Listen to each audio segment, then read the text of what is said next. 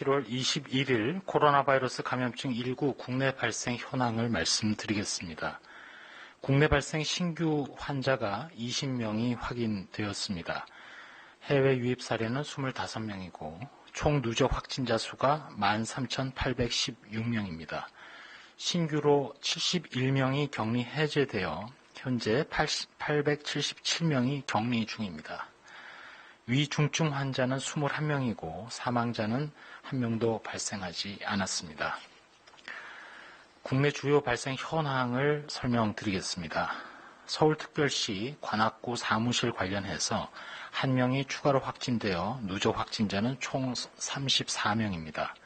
강서구 소재 요양시설과 관련해서 요양시설 이용자의 가족 3명이 추가로 확진되어 총 12명이 발견되었습니다. 경기도 광명시 수내과 의원과 관련하여 확진자의 가족 1명이 추가로 확진되어서 총 6명이 확진되었습니다. 송파구 60번 확진자로 인해서 지금까지 확진자가 12명이 확인되었고 광역시 차원에서 광주경찰서에 고발 조치가 이루어진 상황입니다. 확진자의 거짓 진술로 역학조사에서 골든타임을 놓칠 경우에는 접촉자 파악이 늦어짐으로 해서 더 많은 추가 전파가 이어질 수 있는 위험이 높아집니다. 코로나19에 확진되는 경우 신속한 접촉자 파악을 위해서라도 당연히 역학조사에 적극 협력해 주셔야 합니다. 다음은 해외 유입 상황입니다. 해외 유입 확진자 25명 중 검역 단계에서 18명, 입국 후 지역사회 자가격리 중 7명이 확인되었고 전체 해외 유입 확진자 25명의 추정 유입 국가는 아메리카 6명, 이 중에 미국이 5명입니다. 유럽이 2명, 아프리카가 2명, 중국 외에 아시아가 15명으로 이 중에는 필리핀이 4명, 카자흐스탄이 4명 등입니다. 다음은 연구 개발 등과 관련해서 말씀드리겠습니다. 코로나19 혈장 치료제 개발을 위한 혈장 공여에 총 1,039명의 완치자께서 참여 의사를 밝혀주셨고 실제로 공여에 참여해 주신 분은 660명의 혈장 모집을 완료하였습니다. 혈장 공여에 참여 의사를 밝혀주신 분 그리고 실제로 혈장을 공여해 주신 분 모두에게 깊이 감사를 드리고 앞으로도 적극적인 참여를 요청드립니다. 코로나19 치료제로 특례 수입된 렘데시비르의 경우 현재 76명의 중증 환자에 대해서 공급이 완료된 상황입니다.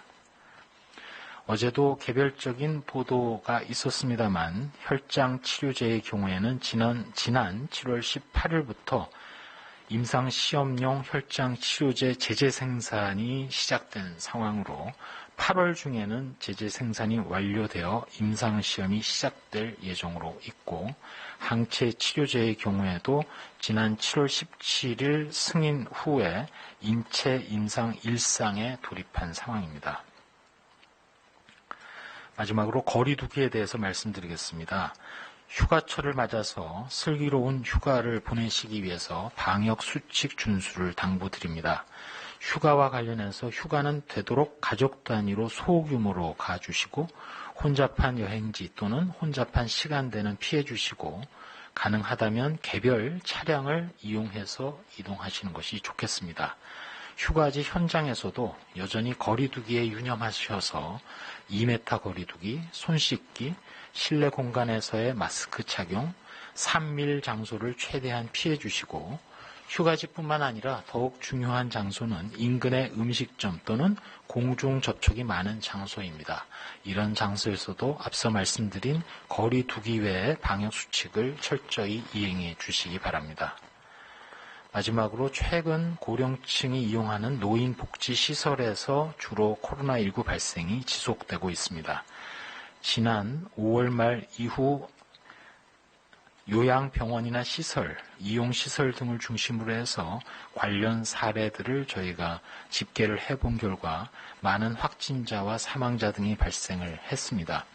이 경우 시설 종사자는 코로나19 의심 증상이 있는 경우 출근을 하지 않고 검사를 받아야 하며 근무 시에는 마스크 등 개인보호구를 착용하고 손위생 등을 철저히 하여야 합니다.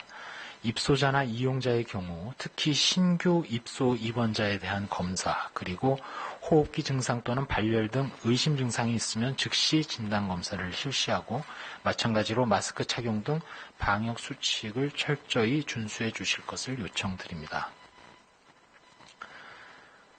브리핑 마무리와 관련해서 말씀드리겠습니다. 최근 매일 국내외 코로나19 유행 동향을 모니터링하면서 특별히 국외 발생과 관련해서는 도저히 믿기지 않을 정도의 코로나19 통계 수치를 보게 됩니다. 특별히 우리와 교류가 많고 또 가깝다고 생각하는 많은 나라들의 확진 현황을 보면서 더욱 경계심을 가지게 되고 긴장을 늦출 수 없게 됩니다. 지금도 우리의 우방인 미국에서는 하루 신규 확진자가 6만에서 8만 사이로 많이 발생하고 있습니다. 일본의 경우도 20일 기준으로 보게 되면 사망자가 1000명을 넘어서서 피해가 심화되고 있다는 외신 보도가 잇따르고 있습니다. 우리나라의 현재 코로나 억제 상황을 다시 돌아보고 함께 대응해 주시는 국민들 그리고 의료인 분들께 감사드리면서도 이러한 나라들의 상황을 보면서 앞으로 해결해야 할 과제 그리고 혹시라도 다음번에 많은 환자 발생이 잇따를 경우 준비하여야 될 조치가 무엇인지 방역 당국은 더 고민하게 됩니다. 우리나라는 지난 5월 초 연휴 이후에 수도권에서 시작된 집단 감염의 코로나19 확산세를 진정시키는데 2달 이상이라는 시간과 노력이 소요되고 있고 지금 그나마 많이 낮아진 이 상황이 지금까지 억제된 안정세를 이룬 그 당시 노력의 결과입니다.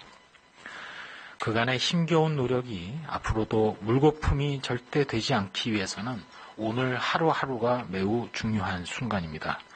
안심하고 방심하는 그 순간 집단 감염이 항상 급증했던 경험을 떠올리게 됩니다.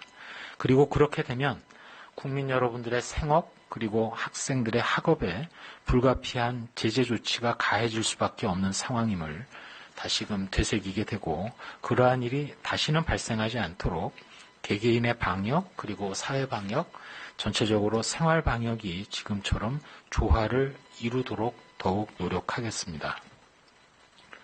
다만 코로나19와 관련해서 2차 유행이니 또 겨울이 되면 더 많은 환자가 발생할 것이니 또 많은 희망자가 나올 거라는 등 가정에 기반한 불안만 가중시키는 그런 얘기에는 너무 걱정은 하지 마시길 바랍니다.